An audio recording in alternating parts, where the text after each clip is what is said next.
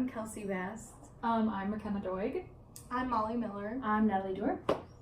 And we chose Greece. So why we chose this country? I chose it because I think it's very beautiful and different from other cultures around Minnesota. I chose this country because of my family background coming from Greece. I have great-great-grandparents who are from there. And I chose this country to understand more about its economic crisis. And I chose this country to become overall more globally educated. So what I hope to learn more about in this project was more about their culture. I wanted to compare how they were different from the US. I wanted to learn more about their politics and policies. And I wanted to learn more about their educational expectations. So some cultural values we found throughout researching that were present were their poor economy couldn't afford any resources. I expected their child laws to be better than the US's, but it is in fact that the US is better than the Greece's laws. I expected their healthcare to be significantly better than the United States, but is actually the other way around. So now I'm going to talk a little about healthcare. For children in Greece, access to healthcare is shockingly low for a country that is actually part of the EU or the European nations. Technically, anyone living in Greece has access to healthcare, but due to their recent economic crisis, patients must now pay a minimum fixed price in euros for hospital visits, which many cannot afford. The healthcare system is a mix of both public and private, and there are many nonprofit, non-governmental organizations that provide free healthcare for various people, whether they're pregnant women, children, the poor, or the disabled. And on average, there's one pediatrician per 1,000 to 1,500 children. And healthcare coverage was shown to be good or moderate for children in migrant families, but moderate or low for children in Greek Roma families. So human trafficking in Greece is pretty much just like everywhere else in the world. Children are forced into prostitution and forced labor, and it's not only the children, it's also for adult men and women. And Greece shares a border with Turkey, which means they see huge flows of illegal immigrants looking to enter the European Union. Traffickers use Greece as a destination and transit stop to Western Europe, and the government doesn't fully comply with minimum standards to eliminate trafficking, but there is a child victim protection agreement with Albania, and along with Greece, their economic crisis places a strain on funding and resources for anti-trafficking efforts. So, maltreatment in Greece, because of the economic crisis that's going on over there, child abuse rates have risen. The crisis causes a lot of stress in families, and it leads parents to making bad decisions.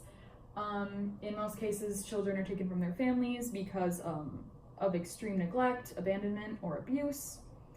Most of the time, the abuse comes from either one parent or both of the parents, and it can go on for many, many years before it's ever reported.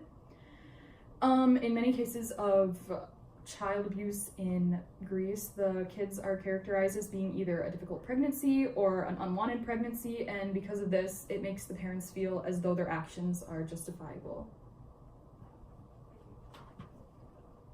Okay, so the laws of maltreatment. So according to E. Antoniadou, T. Dardavisis, E. Pavlou, and E. Zigalidou, in their research article called Child Physical Abuse in Northern Greece, it's basically talking about how the United Nations Convention on the Rights of the Child in 1989 started laws, and how later on the Greek Parliament of 1992 adopted and ratified the UN Convention, making a state law.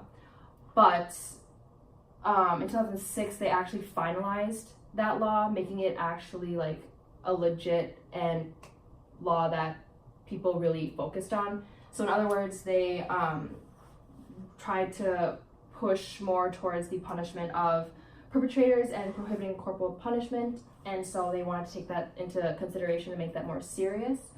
But with the gap between the law that actually became a law in 2006 and the time where they introduced the law, which was in 1989 to 1992, that gap caused a time where the country did not report cases of child abuse, and so therefore the country itself doesn't have a reasonable, realistic, reliable source for all the reports that were accounted for. So like the number that they have now is not accurate.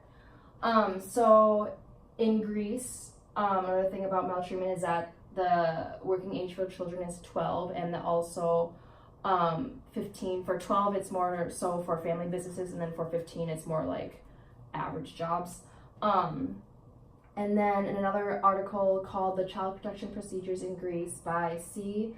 Stavrianos D. Tessis, E. Samara, and C. Papadopoulos, the authors described how the Child Protection Services shelter young and abused children, which is a great thing because that can help those who are in trouble, and it impacts Greece for the better. And with that being said, the services report cases of abused children, which is important because considering how they did not report them in the past few years, this helps them have a more accurate number for the future.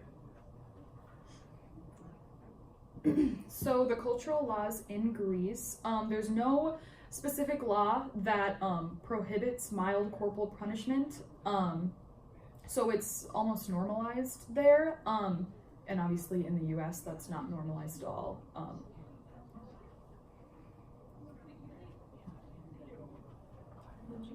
Yeah, okay. So the laws on religion in Greece is that according to, the Library of Congress, it states that the Treaty of Lausanne in 1923 approved Muslims to gain legal status, and that their religious group now gains the respect of others, and so that they are a legit group, and now that they have the rights and respect from Greece. Additionally, the Greek Orthodox is considered Greece's prevailing religion, according to the Constitution of Greece's 2015 International Religious Freedom Report. However, in 2014, that constitution allowed other groups to also become legalized and respected by other groups in Greece, and Greece, the country itself, which is a big thing. So in other words, basically, other groups could be formed and gain the respect that they deserve.